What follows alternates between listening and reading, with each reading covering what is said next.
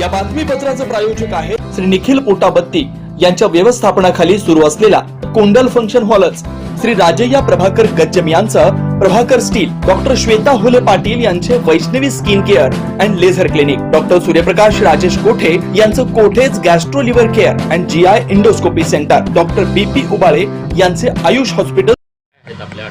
विश्वास बसत नाहीये की अजितदादा महाराष्ट्राचे दादा हे आपल्यातून निघून गेले.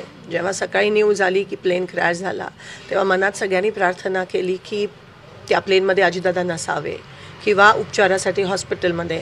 पण मग काही क्षणानंतर न्यूज आली की दादा त्या क्रॅशमध्ये गेले आणि अंगावर असा शहारा येतो. कारण का एवढे जवळचे संबंध, मला एक लहान बहीण म्हणून नेहमी ते बघायचे, कौटुंबिक नातं होतं. 2 महिन्यापूर्वीच मी माझी बहीण त्यांना आमंत्रण द्यायला गेलेलो माझ्या भाचीच्या लग्नासाठी आणि नेहमी काय ग प्रणिती असं म्हणायचे. मी जेव्हा फोन करायची, डिकले म्हणून त्यांचे पीए असायचे, दादांशी बोलायचे, डायरेक्ट दादा बोलायचे. माझ्या मतदारसंघासाठी दादांनी खास निधी पण दिलेली, अजून त्याची कामं आपल्याला होताना दिसत आहेत.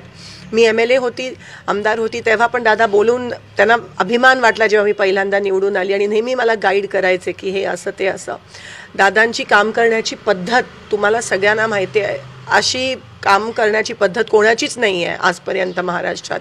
डायरेक्ट अधिकाऱ्यांना फोन करणं, डायरेक्ट कार्यकर्त्यांची कामं करणं, कुठेही किती लांब उभा असला तरी बोलवायला हाक मारून बोलवायचे आणि प्रत्येक कार्यकर्त्याच्या मनात, हृदयात दादांनी एक जागा बनवली होती.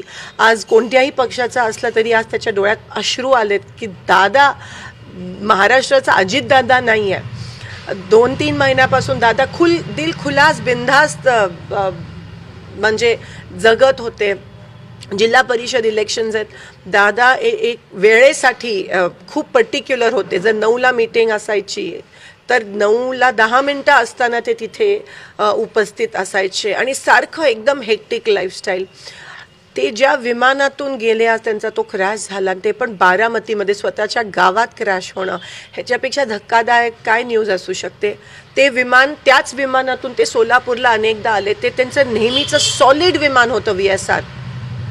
विमान क्रॅश होणं हे खूप शॉकिंग आहे. चॉपर तरी मी समजू शकते, पण विमान लँडिंगच्या वेळेस क्रॅश होणं नेमकं काय झालं हे कोणालाच माहीत नाही आहे आणि दादा आज आपल्यात नाही आहेत. कुठेतरी आपण पाहतोय की तुम्ही त्यांच्यासोबत मंत्रिमंडळात पण काम केलेलं आहे आमदार म्हणून.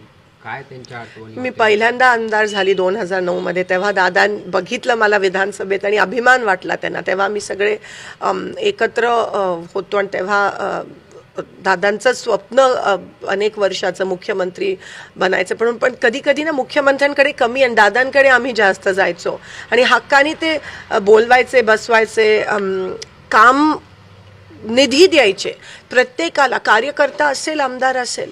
आणि दादांची काम करण्याची पद्धत मला माहिती आहे. बोरामणी एअरपोर्टसाठी जेव्हा मी त्यांच्याकडे सकाळीची वेळ दिलेली, आज फोन केला तर म्हणायचे उद्या ये तू, आपण करूयात. आणि मी उद्या सकाळी दुसऱ्या दिवशी पोचायची, डायरेक्ट बोरामणी एअरपोर्टसाठी फोन करून हे 20 कोटी बोरामणी एअरपोर्टसाठी दे सँक्शन करायचे आणि दुसऱ्या दिवशी त्याचं GR निघायचं. हे विकास कामाबद्दल त्यांना एक जी जाणीव होती ना, आणि कधी स्वार्थ आणि एक घाव 2 तुकडे, जे काही ते तोंडावर बोलायचे, दिलखुलासपणे बोलायचे. एकाला जर एकाचं काम करायचं असेल, कोणत्याही पक्षात असते तर ते दादा काम करायचे आणि ह्याच्यामुळे त्यांच्यावर टीका पण अनेकदा पण झाली, पण दादांना त्याची पर्वा नसायची.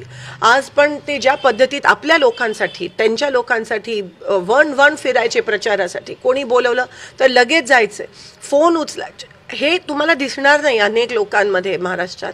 आणि म्हणून आज एक खूप मोठी पोकळी निर्माण झाली आहे, कारण का दादा गेले, विश्वास होत नाही आहे. आता पण त्यांच्या मिसेस, आज पार्लमेंटचा पहिला दिवस आहे, आज प्रेसिडेन्शियल ॲड्रेस आहे, पण आम्ही काही जण जाऊ शकलो नाही जिल्हा परिषद इलेक्शनमुळे. तिथून त्या निघाल्यात आणि पवार साहेब पण मला असं वाटतं तिथून दिल्लीवरून निघाले, सुप्रियाताई आहेत आणि पुण्यात लँड होऊन मग बारामतीला बाय रोड येणार, कारण का बारामती एअर स्पेस बंद आहे.